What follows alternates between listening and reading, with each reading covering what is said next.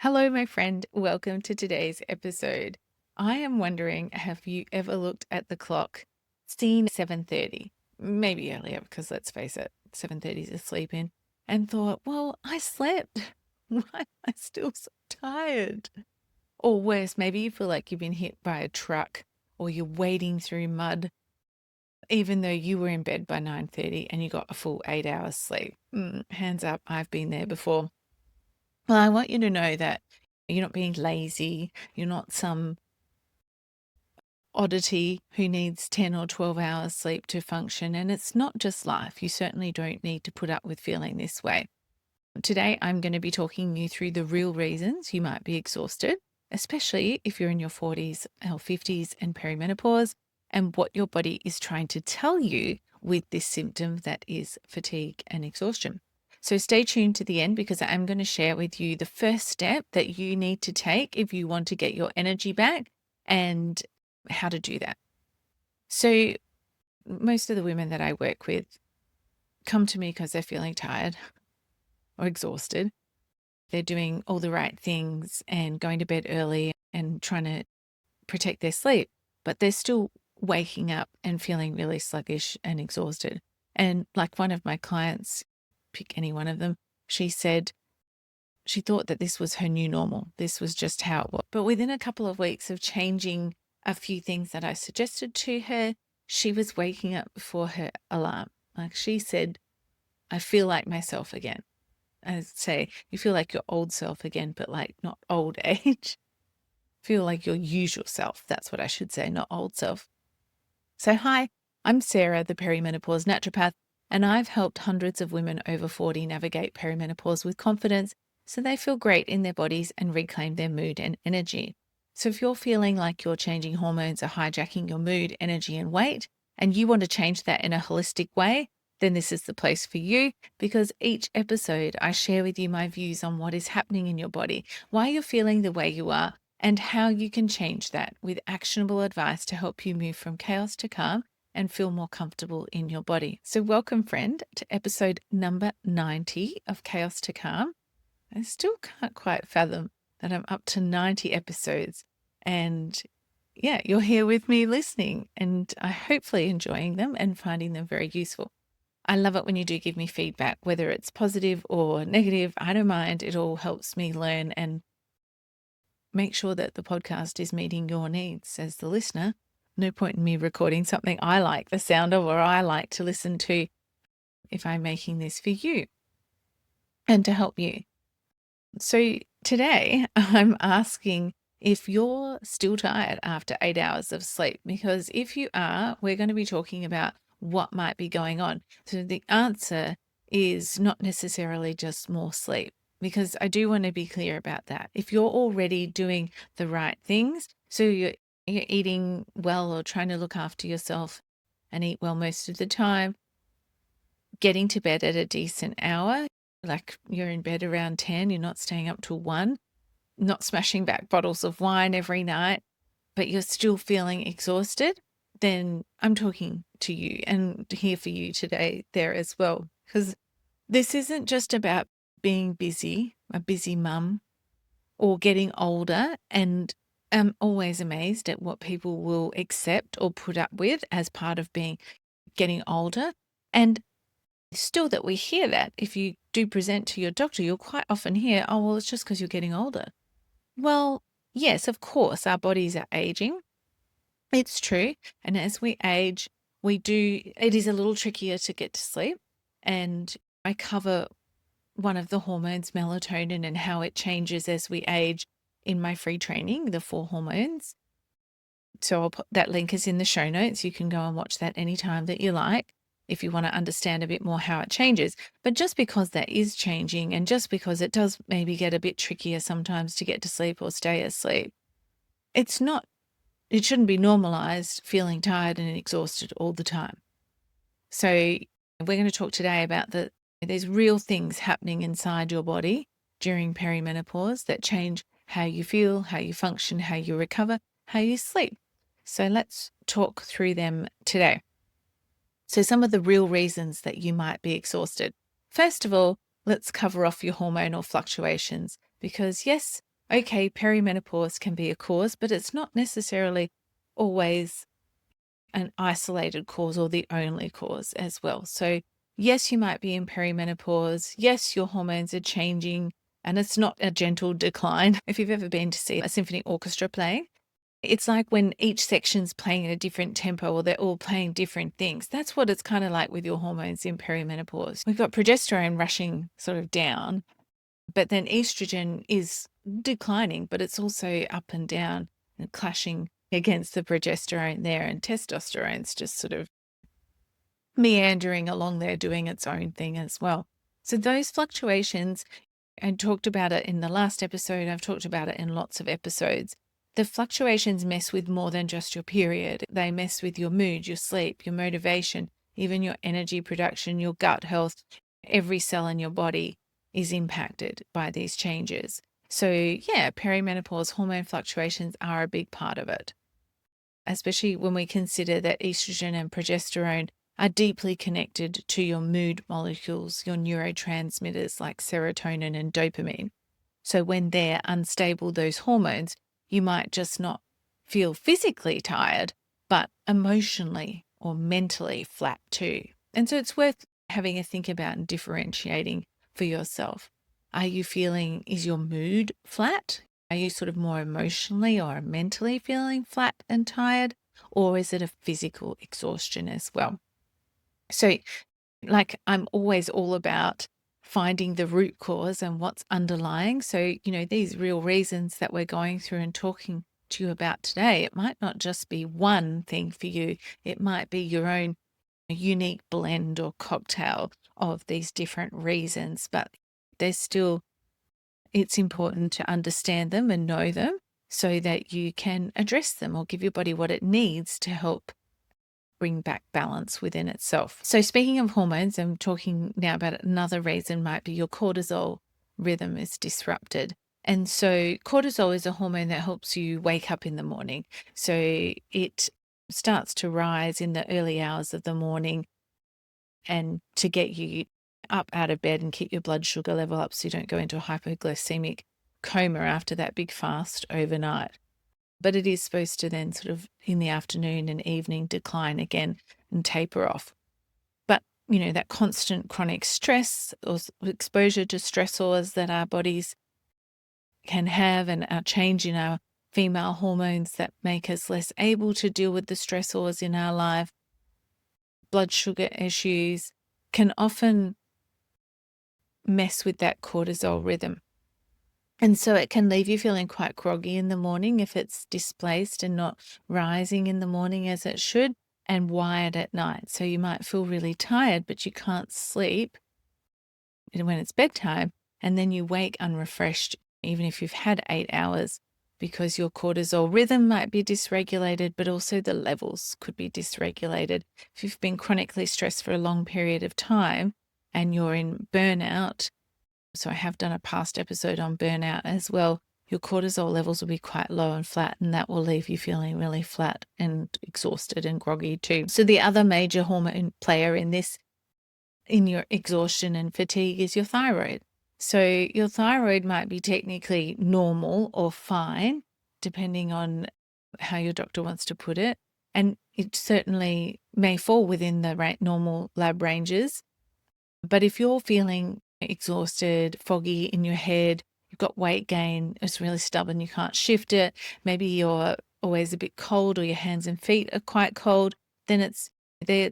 Maybe you're losing lots of hair as well.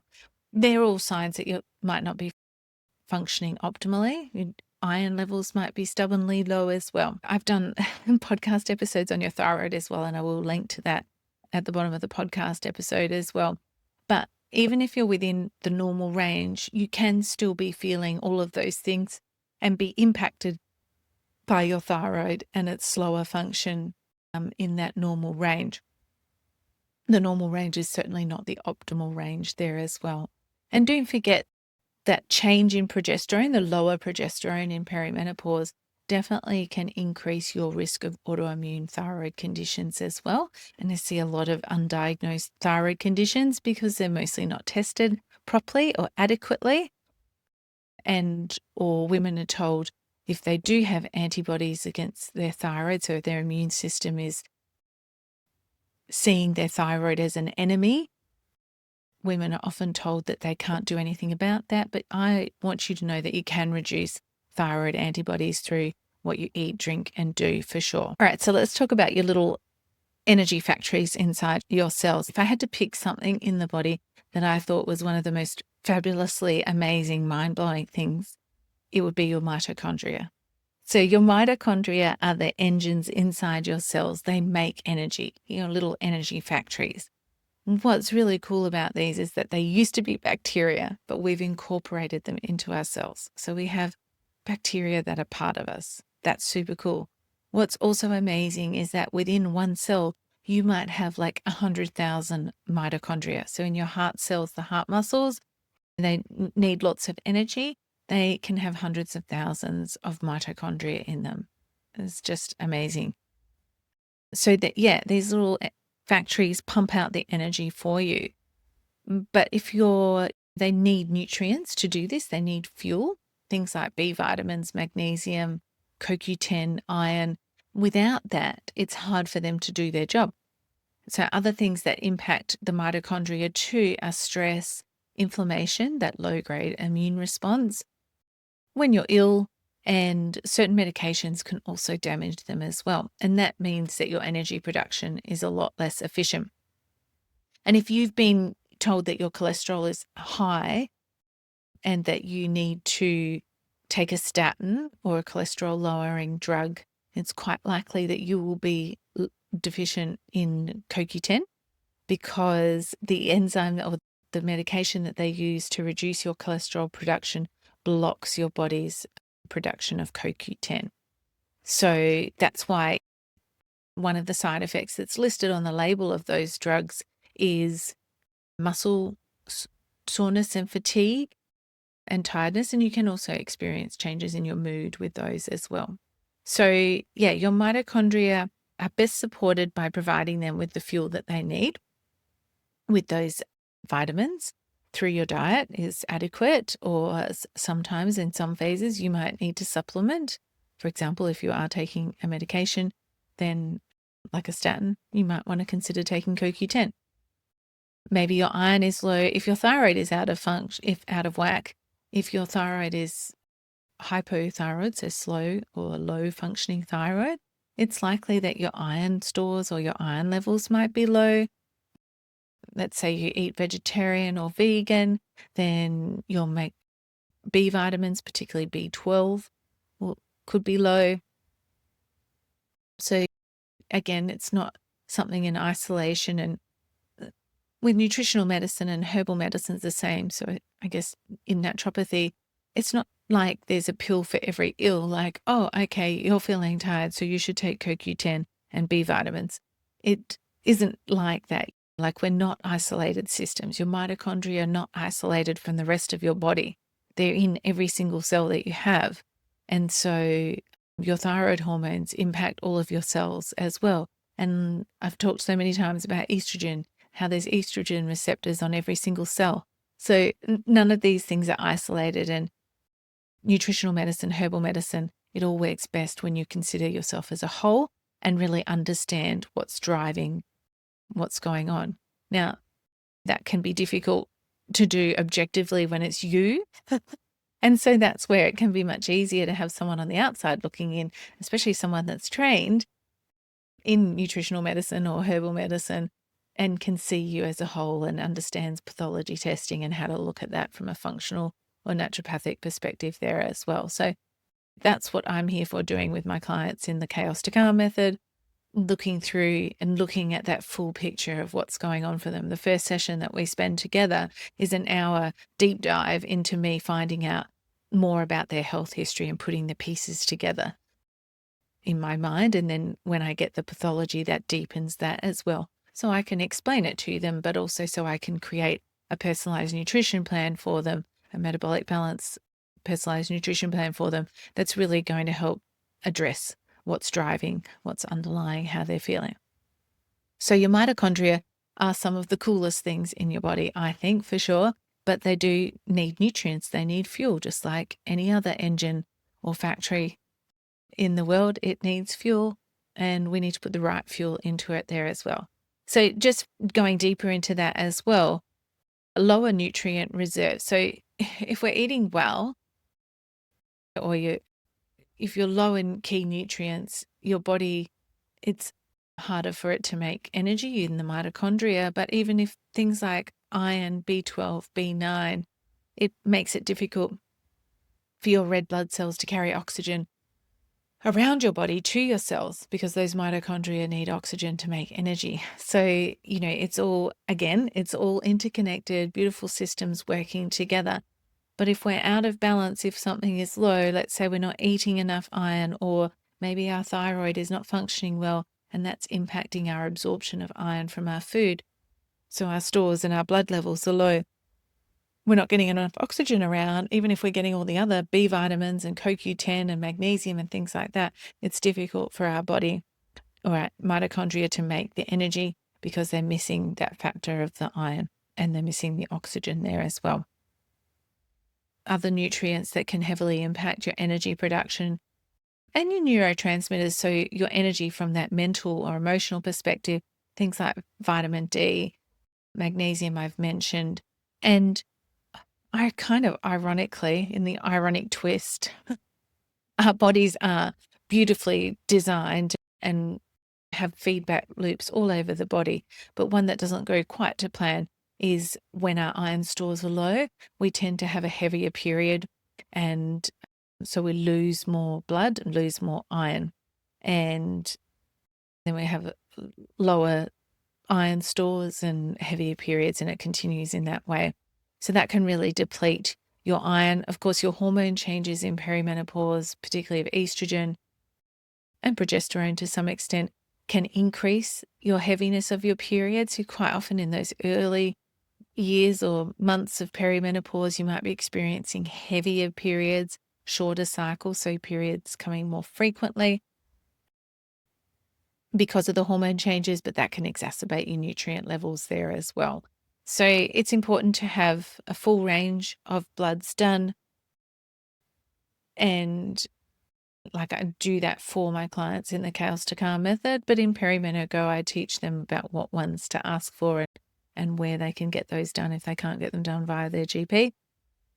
So yeah, it's really important to know we need that data to understand where we're at. Otherwise, we're just guessing and throwing spaghetti at the wall. And that's when it gets expensive and you're using a bunch of different supplements and nutritional supplements or herbal, but not sure what's working or if any of them are in fact working, because you don't have that baseline data. So tracking things like your period, your cycle, but also regularly having your bloods done, having full iron studies, a full thyroid panel that actually includes T3 and T4. I was looking at a client's blood test today and she has antibodies, so they're present when there's Hashimoto's, which is an autoimmune hypothyroid condition. And her TSH, the hormone that comes from your brain down to your thyroid, which is one of the three that should be tested, they just tested that one, and it was in the normal range, the lab's normal range, which is very broad. So they said she had a normal thyroid, but she had antibodies. So however, it wasn't in the optimal range, but they also hadn't tested her free T4 and her free T3, but they were happy to supplement with thyroxine with the free T4 without knowing those levels. That kind of astounds me, blows me away. That happens, that there's not just that they don't test. And the reason they didn't test that at the lab was because the TSH, the thyroid stimulating hormone, was considered normal, even though this client is experiencing symptoms like weight gain and brain fog and changes in their mood and their energy. And yeah, so I don't know. I think we deserve so much better, but it's such a battle, you have to fund it privately and work privately with, say, a naturopath like me, or maybe an integrative doctor might do that for you. But most of the time, I observe that they're constrained within those normal ranges, or they work within those normal ranges rather than what's optimal. I'll keep pondering the mysteries of the world let's move on. So yeah, nutrient levels is really important, especially if you're feeling exhausted. Along with your thyroid hormones is very important too. And your female hormones, if you haven't already, go download my freebie, the Perimenopause Decoder. That will help you understand if it is perimenopause for you, what phase you're in, and you can have an idea of what your hormones are doing then, and also how much longer it's going to go on for. So the link for that is also in the show notes, the Perimenopause Decoder. Now, blood sugar. Okay, so again, you can be eating well or eating healthy, eating clean, any of the things that I hear. I'll save my thoughts on that for another podcast episode anyways. But if your meals aren't balanced with enough protein and fat and fiber, you can be riding that blood sugar roller coaster all day. So you get pushed up high, crashing low, driving your cravings, but also making your energy go up and down. And so skipping breakfast, living on snacks, that roller coaster gets really worse. Or I should say living off coffee as well, because a lot of you are fasting and using coffee to suppress your appetite. But when you have coffee, it does stimulate your blood sugar level or stimulate a digestive response, and your blood glucose level goes up. So that's why you can feel a couple of hours after eating, if you're eating a very high carb meal or just having coffee as a meal, that you feel quite like that crash. A couple of hours later, feel hungry again, feel your energy crash, and start reaching for those higher sugar or higher carbohydrate or foods or more coffee again. So if you're doing that a long time and often enough, your blood sugar level, actually your resting blood sugar level, elevates, and so does your insulin. So it keeps you in that fat storage mode there as well. And you have lots of glucose in your bloodstream, but it's not necessarily getting into your cells to the mitochondria. So they're essentially starving and they can't make energy. And if you don't have metabolic flexibility to be able to use fat as a fuel, they're not going to get any energy that way either. So we really need to, when I say blood sugar imbalance, I'm talking also about insulin as well. And again, if you want to learn some more about that, you can go back through my past podcast episodes, but also the 4 hormones free training. I talk in depth about that as well. So the last thing that I'm going to talk about today is gut issues and inflammation. So if our gut and digestive system isn't working well, and if you're having things like bloating or your bowels are irregular, like maybe sometimes you're a bit constipated, sometimes they're quite loose, maybe you're burping more or you have more wind, then those are all signs that your gut and digestive system isn't working well. Did I say reflux? Reflux is another common one for women in perimenopause. They're all signs that your digestive system isn't working as we want it to, and you might not be absorbing your nutrients well. So again, you could be eating the most beautifully perfect diet in the world, but if your gut and digestion aren't working well, you're not going to get much out of that meal. You're not going to get the most out of it and absorb all the nutrients from it there as well. So we know that weight and adiposity, so weight and fat mass around the middle, and your hormones, they all influence your microbiome in your large intestine. And that influences your immune system, your fat storage, your digestive function and capacity, and your immune system. I can't remember if I just said that or not. But if it is out of balance, it will increase that inflammation. And when we have inflamed gut, there's inflammation right through our body and particularly in our brain there as well. Inflammation is very draining for us. It's a bit of an energy zapper because it does impact how your mitochondria work. So yeah, if you're in inflammation, you have a gut inflammation, if you have other pain and inflammation in your body as well, yeah, think about how you feel when you're sick. Or if you do have joint pain or muscle pain, you tend to feel kind of tired and flat, and that's your mitochondria are making less energy there as well. And so just a quickie, like with your mitochondria, one of the easiest ways to stimulate them into making more energy is actually to move your body. And when I say that, I don't mean go out and do a spin class or a F45 workout or something like that. Just go for a little walk outside. You also get the benefit of breathing some fresh air. But yeah, a 5 or 10-minute walk will clear your head and get your mitochondria making some more energy for you there as well. So I find that especially useful if I am at my desk or have been at my desk for quite a while. Just go outside, do some deep breathing and walk and pumping my arms around and stuff. I don't have to get super hot and sweaty, but just that movement is really helpful there as well. So yeah, just to summarize, lots of different reasons why you might be feeling tired or exhausted beyond, apart from sleep hygiene and making sure you're going to bed at a time that gives you the opportunity to have at least 7 to 9 hours sleep each night, depending on, we're all a bit different with what we need, and it does change as we age.